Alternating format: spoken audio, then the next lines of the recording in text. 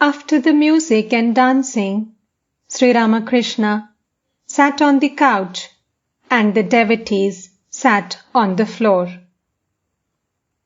He said to M,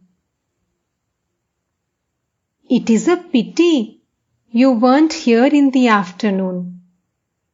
The musical recital of the Chundi was very fine." Some of the devotees went to the temple to salute the image of the Divine Mother. Others sat quietly, performing japa on the steps leading to the Ganges. It was about 11 o'clock, the most auspicious time for contemplation of the Divine Mother. The flood tide was arising in the Ganges, and the lights on its banks were reflected here and there in the dark waters. From outside the shrine, M was looking wistfully at the image. Ramlal came to the temple with a book in his hand containing the rules of the worship. He asked M if he wanted to come in. M felt highly favored and entered the shrine. He saw that the Divine Mother was profusely decorated.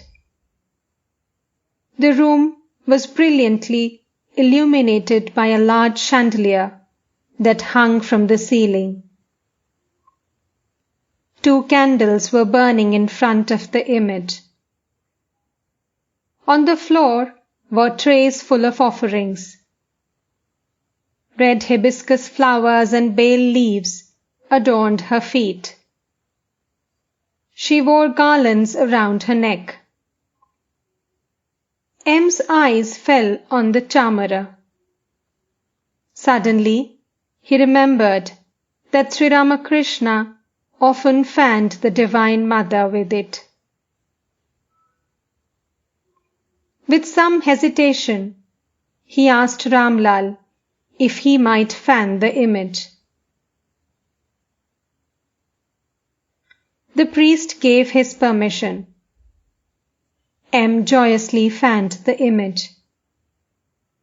The regular worship had not yet begun.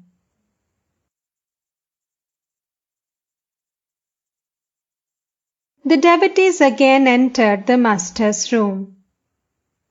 Benipal had invited Sri Ramakrishna to visit the Sinthi Brahmo Samaj the next day, but had made a mistake in his letter with regard to the date. Master to M. Benipal has sent me an invitation. But why has he put the wrong date? M. The date was not written correctly. He wrote the letter carelessly. As Sri Ramakrishna spoke, he was standing in the middle of the room, with Baburam by his side. He leaned toward the disciple, touching his body. Suddenly, he went into samadhi. The devotees stood around with their eyes fixed on him. The master's left foot was advanced a little. The shoulder was slightly inclined to one side. His arm rested on Baburam's neck, near the ear. After a while, he came down from the ecstatic state. As he stood there, he put one hand to his cheek and appeared to be brooding over something. Then, smiling, he addressed the devotees.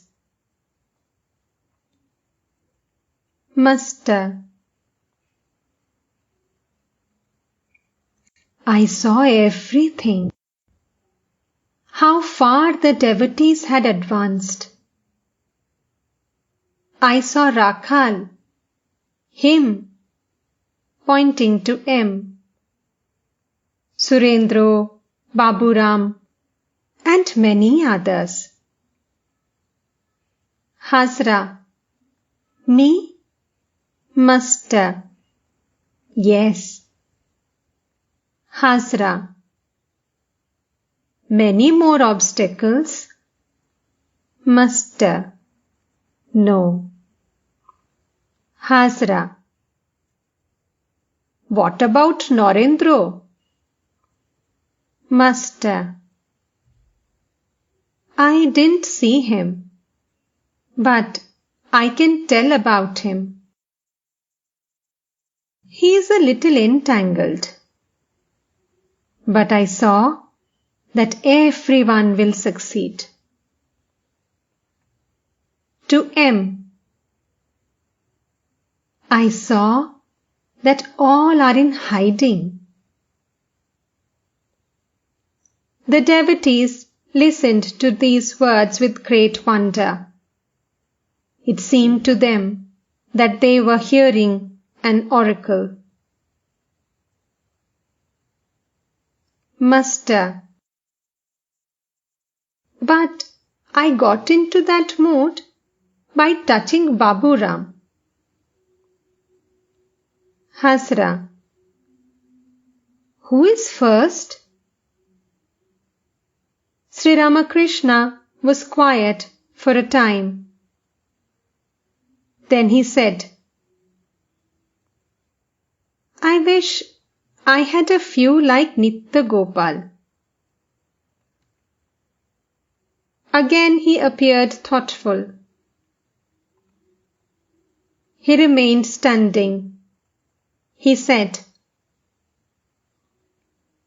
I wish Adhar Sen's duties would become fewer.